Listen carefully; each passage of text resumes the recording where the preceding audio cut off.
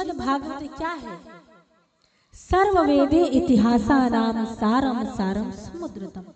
व्यास जी ने सारे वेद पुराण इतिहास उपनिषदों के सार को लेकर इस ग्रंथ की रचना की। अब यहाँ 3 प्रश्न उठते हैं कि व्यास जी ने भागवत को कैसे रचा, क्यों लिखा, और दूसरा ये कि सुखदेव जी ने भागवत को क्यों पढ़ा, और तीसरा ये कि परीक्षित गंगा के किनारे क्यों गए।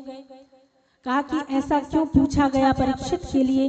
कहा कि जिसका एक दुकान एक मकान हो, वो साधारण सा मानव जिसकी छोटी सी दुकान हो, उससे कहो कि 1 महीने के लिए तीर्थ यात्रा पर चलना है, और दुकान पर बैठने वाला कोई ना हो, दुकान का शटर डाउन करके चलना हो, तो वो भी विचार करने लगेगा कि 1 महीने तक यदि हम तुम्हारे साथ तीर्थ में जाएंगे तो हमारी दुकान का कितना नुकसान हो जाएगा। तो जब साधारण सी दुकान चलाने वाला मनुष्य 1 महीने के लिए अपने घर और मकान दुकान को नहीं छोड़ सकता, तो राजा परीक्षित तो इतने बड़े राज्य को संभालने वाला राजा था, चाहता तो सुखदेव जी को घर पर राजमहल में ही बुला लेता और वहीं पर बुलाकर भगवान की कथा को सुन लेता, लेकिन नहीं।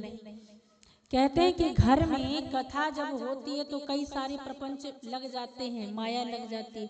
कहीं मेहमान आ जाएंगे तो आप उन्हीं की सेवा में लग जाएंगे, कहीं किसी को पानी देना, किसी को चाय देना, कहीं किसी ने कहा कि भाई अब हमने कथा में 2 दिन का समय दे दिया, अब हम जाना चाहते हैं, तो आप उनकी विदाई करने के लिए स्टेशन तक जाओगे, तो आधा सा विलंब तो आपका यूं ही हो जाएगा। तो कहा कि कथा हमेशा तीर्थ स्थानों पर होनी चाहिए। तो पहले प्रश्न के उत्तर में कहा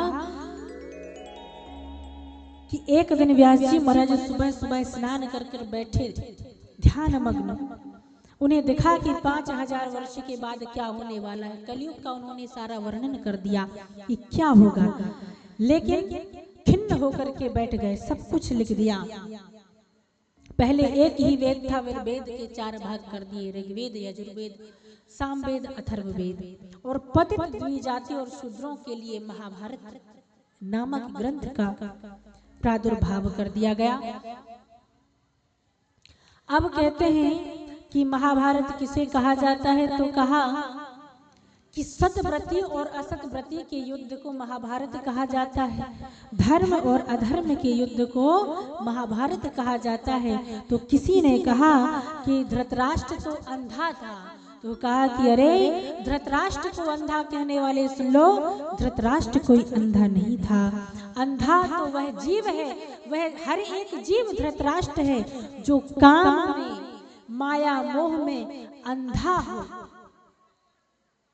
जो अंधा होकर के भगवान को भूल गया, भगवान को देखना ही नहीं चाहता, वो व्यक्ति धृतराष्ट्र है। धर्म और अधर्म की लड़ाई को ही महाभारत की उपाधि दी गई। व्यास जी ने इतने सारे ग्रंथों की रचना कर दी, लेकिन व्यास जी महाराज खिन्न होकर के बैठे।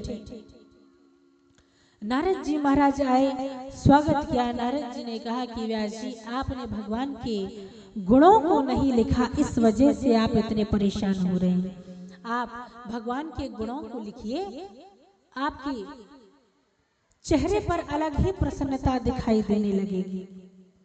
नारद जी ने अपने पूर्व जन्म की कथा को बताया कि किस प्रकार से संगत से मुझे कैसे कैसे मैं एक दासी का पुत्र बना, कैसे मैंने फिर संतों की सेवा की, किस प्रकार से मेरा पालन पोषण मेरी माँ ने किया और संतों ने मुझे किस प्रकार से आशीर्वाद दिया, और आशीर्वाद देकर गुहितम उपदेश देकर ज्ञान देकर के संत अंतर ध्यान हो गए। समय बीतने पर मैंने वही ध्यान किया, पर ब्रह्म परमात्मा को प्राप्त करने की कोशिश की और अपने मन को भक्ति योग में लगा दिया। नारद जी ने जब सारा वृतांत बताया कि हे व्यास जी, फिर मेरी मृत्यु हो गई और मैं भगवान का पार्षद बन गया। और हे व्यास जी, आज आप भी इतने उदास पता है क्यों हो रहे हैं? क्योंकि आपने भगवान का गुणगान नहीं किया है, इसलिए भगवान का गुणगान करना बहुत जरूरी है। अब आप अपने मन को इधर उधर मत भटकाओ, अपने मन को भगवान श्री कृष्ण के चरणों में लगा दो। व्यास जी ने अपने मन को भक्ति योग के द्वारा निर्मल कर दिया और परमहंसों की संहिता श्रीमद् भागवत महापुराण की रचना कर दी। बोलिए भागवत मैया की